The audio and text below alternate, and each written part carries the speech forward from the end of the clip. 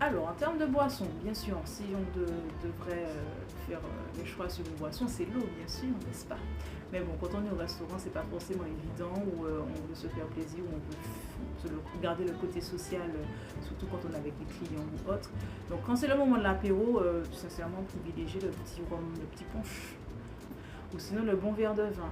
Les cocktails, c'est bon en bouche, mais ça peut être vite calorique en fonction de la quantité d'alcool qui a été mis, la quantité de sucre ou de différents jus qui ont été mis dedans. Donc faire attention, mais surtout ne pas lésiner sur la consommation d'eau. D'accord, j'ai mon verre d'alcool, mais je bois aussi beaucoup d'eau derrière. Déjà pour pouvoir éliminer, pour pouvoir faire du bien à mon corps et ne pas boire que de l'alcool.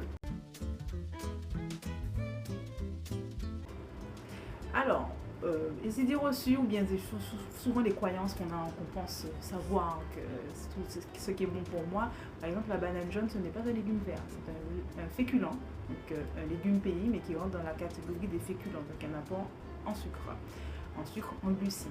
Il n'y a pas que ça où on pense que c'est bon pour la santé. C'est bon pour la santé, mais en excès, non. Tout ce qui est petits pois, maïs aussi, ce sont des féculents. Donc on ne rentre pas dans la catégorie des légumes verts. Il faut vraiment savoir faire la différence entre féculents et légumes verts. Parce que bien souvent, on va faire notre salade de riz, on va rajouter petits pois, maïs, pensant bien faire. Attention, ça fait triple féculent. Donc attention aussi à ce niveau-là. Autre fausse bonne idée, on va dire, il n'y a pas une huile plus grasse que l'autre. Quand c'est une huile, c'est 100% du gras. Donc 100% d'huile, quand vous prenez une cuillère à soupe d'huile d'olive, une cuillère à soupe d'huile de tournesol, c'est la même quantité de gras que vous ingérez. C'est ce que l'huile va vous apporter qui sera différente. Même chose pour le beurre et la margarine. Ok, il y a un qui est animal, l'autre est végétal, mais c'est la même quantité de gras que vous absorbez. Il faut surtout vous tourner vers des professionnels pour en être sûr et savoir si vous faites bien ou pas.